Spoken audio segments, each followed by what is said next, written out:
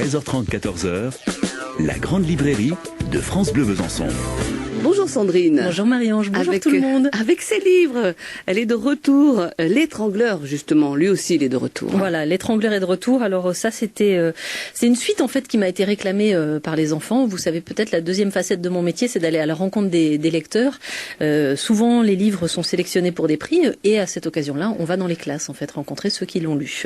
Et le premier donc ça s'appelait L'étrangleur du 15 août. Il a été plusieurs fois primé, donc j'ai rencontré beaucoup d'enfants qui l'avaient lu et à chaque fois, il y avait la même question qui revenait. Les enfants me disaient « Mais alors, il va y avoir une suite. Qu'est-ce qui se passe après ?»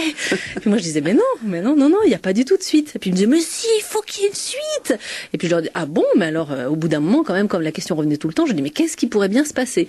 Donc, ils ont commencé à me dire « Il pourrait se passer ça, et peut-être qu'il pourrait lui arriver ça. » Donc, on a commencé à y réfléchir ensemble. Et quand moi, je suis rentrée chez moi, ils avaient bien bossé, ces petits jeunes, puisque ça me trottait dans la tête. Et du coup, il y a une histoire qui a commencé à se mettre en place. Et j'ai pris mon crayon et je l'ai écrite, voilà. Et c'est d'ailleurs pour ça que j'ai dédicacé ce livre.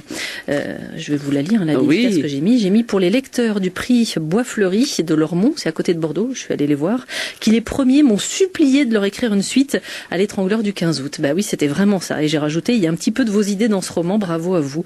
Parce qu'effectivement, c'est eux qui ont mis la petite graine qui m'a donné envie d'écrire cette suite. C'est formidable ça. Oui, c'est une belle histoire, moi je trouve.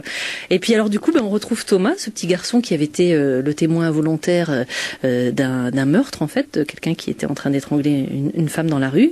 Et cette fois-ci, la personne a été emprisonnée, l'étrangleur est emprisonné, mais sauf que le policier qui s'était occupé de l'enquête appelle Thomas et sa maman pour venir les voir et leur annoncer que malheureusement, lors d'un transfert, cette personne-là s'est échappée.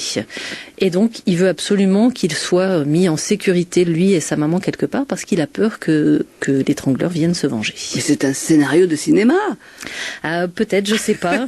si un producteur qui nous écoute a envie de faire une adaptation, je ne suis pas contre. Mais en tout cas, j'ai pris beaucoup de plaisir à retrouver ces personnages. Et Toffé aussi, il avait un copain qui s'appelait Momo, qu'on voyait à peine dans le premier.